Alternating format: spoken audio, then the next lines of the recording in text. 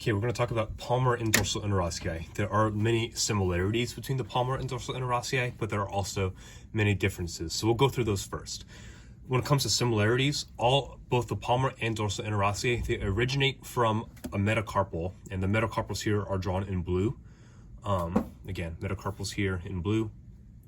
And then all of the interossei are going to insert into the sides of one of the proximal phalanges, and then also into the extensor expansion. The other similarity is that all of the interossei, so both palmar and dorsal, they're going to cause MP joint flexion, and they're going to cause IP joint extension. And that's because all of them, they're going to run like anterior to the MP joint here, and then they're going to insert into the extensor expansion to cause IP extension. So those are the similarities. Now we'll talk about differences. One difference between palmar and dorsal is that there are 3 palmar interossei and there are 4 dorsal interossei.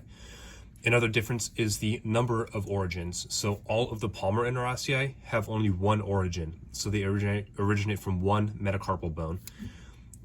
In contrast, all the dorsal interossei have 2 origins. So they originate from adjacent sides of 2 metacarpal bones. The other major difference between the palmar and dorsal interossei is that the palmar interossei, they bring the fingers together like this into adduction. So like AD, D as in dog, adduction for palmar interossei.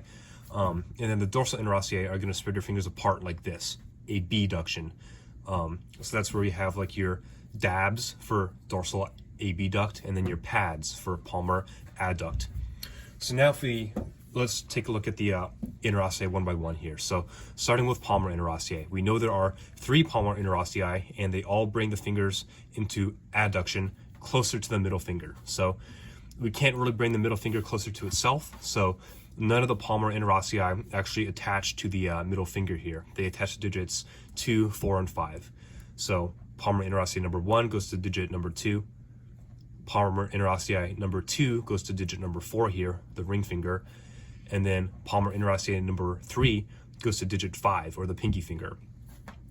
Again, these all have one origin, and they're going to pull the fingers toward the middle finger. So really, it's going to originate on the side of the metacarpal that's like it's on the side of the middle finger. So here for the first palmar interossei, we know it's going to act on the second digit, so it originates from the second metacarpal, and it originates from the ulnar side of the second metacarpal, because that's the side that would like bring this index finger toward the middle finger. So this black Sharpie here shows the path of that muscle. So first palmar interosseus, again, comes from ulnar side of the second metacarpal and inserts into the ulnar side of the second proximal phalanx. If we look at the second palmar interosseus, same idea. So this time it's going to originate from the radial side of the fourth metacarpal, and that's because like the radial side is the side that's toward the middle finger. You can come in here if you want. Sorry, unexpected interruption. But anyways, second palmar interossei, again, it's going to pull the ring finger toward the middle finger, like that. So we know it's going to come from the side of the metacarpal that's toward the middle finger, and it's going to insert into the radial side of the proximal phalanx, again, the side that's toward the middle finger.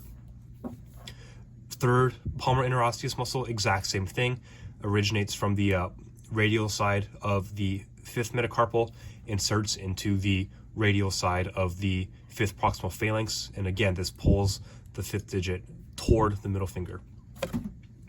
Switching gears, let's talk about the dorsal interossei. Dorsal interossei, they cause abduction, so they spread the fingers apart. Remember, there are 4 dorsal interossei, and then also remember, like, some of the fingers already have their own like designated abductors. So the pinky here, it already has abductor digiti minimi, so it doesn't need a dorsal interossei to abduct the pinky. With the thumb, that also has abductor pollicis longus and abductor pollicis brevis.